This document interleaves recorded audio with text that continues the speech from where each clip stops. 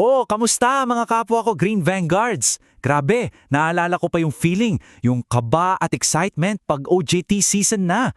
Bilang galing din yan, alam na alam ko yung pinagdadaanan nyo sa paghahanap ng HTE. So ayun, nandito ako para mag-share ng ilang OJT hacks para siguradong sulit na sulit ang experience nyo.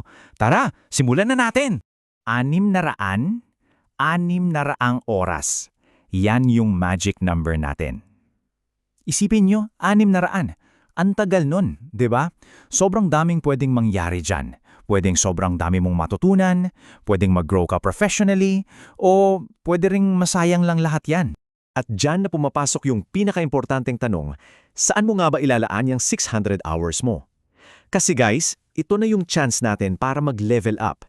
Isang maling desisyon lang sa pagpili ng company, baka yung buong 600 hours mapunta lang sa wala. Sayang ang pagod. Tandaan nyo to, yung 600 hours na yan, hindi lang yan basta requirement para makagraduate. Hindi lang yan check sa listahan. Ito na yung pinakaunang step sa professional career natin.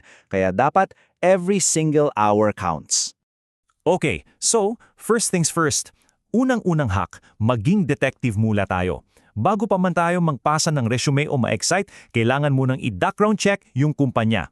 Tiyakin nating legit sila. At madali lang to, promise. 3 bagay lang ang kailangan nyong i-check. Una, registered ba sila sa SEC or DTI? Pangalawa, may business permit ba sila from the LGU? Dito sa atin, sa Bacolod City Hall for example. At pangatlo, na para sa akin ay pinaka-importante, ligtas ba yung lugar, okay ba yung location? Kasi yan yung definition ng isang reputable na HTE. Legal sila, safe yung environment, at yung focus nila ay yung pagkatuto mo. Hindi pwedeng isugal yung safety natin, okay? Non-negotiable yan. Okay, so legit na yung kumpanya. Check. Anong sunod? Ito na. Para sa akin, ito na yung pinaka-critical na parte. Kailangan nating alamin kung may matututunan ba talaga tayo sa kanila. Kailangan nating silipin yung training plan. Kasi may dalawang klase ng OJT experience eh. Merong sulit kung saan may mentor ka, yung ginagawa mo related sa course mo at may plano talaga. At meron ding sayang. Dito ka nagiging expert sa pagtimpla ng kape, utos dito, utos doon, at baka ma-promote ka pa bilang photocopy master. Nako, iwasan natin yan, di ba?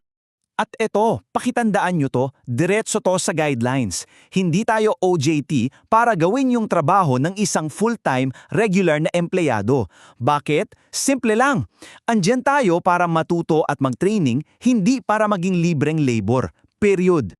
So, paano mo malalaman kung maganda yung training plan? Eto yung mga hahanapin mo. Dapat may specific goals. May supervisor na naka-assign sa'yo. May sistema sila para sa monthly reports na ipapasa sa CHMSU. At syempre, dapat yung mga task konektado sa degree mo. Dito mo na i-apply yung mga theories na natutunan natin sa classroom. Alam ko, medyo overwhelming, diba? Parang ang daming kailangang isipin. Pero heto yung good news, hindi kayo nag-iisa dito. May mga resources tayo, dito mismo sa CHMSU na pwede nyong gamitin. At kung may isang tao kayong kailangang tandaan, eto yon. Ang OJT coordinator ninyo ay inyong kakampi.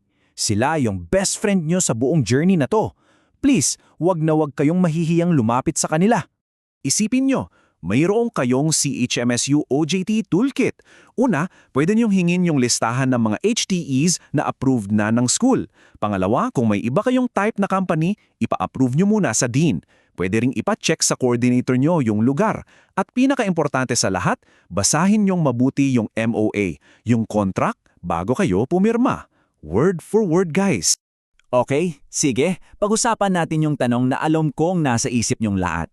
Kumusta naman daw yung allowance? May sweldo ba? May perks ba? Ang sagot dyan, balik na naman tayo sa MOA. Dyan dapat nakasulat lahat yan kung may travel allowance, libreng meals o kahit uniform. Disclaimer lang, hindi to required by law ha. Pero pag may ganito yung company, malaking bagay yun at sign nyo na a-appreciate nila yung mga intern nila. So, para i-summarize lahat, isipin nyo to, ang OJT ay hindi lang tungkol sa pagpasa sa isang subject. Ang 600 hours na to, ito na yung pundasyon, ito na yung simula ng future career natin. Kaya para di nyo makalimutan, ito yung 4-point OJT checklist nyo. I-take note nyo to. Una, I-verify kung legit at safe ang kumpanya. Pangalawa, alamin ang training plan. Pangatlo, siguraduhing may relevance ito sa course mo. At pang-apat, gamitin ang support system. Lapitan ang inyong CHMSU coordinator.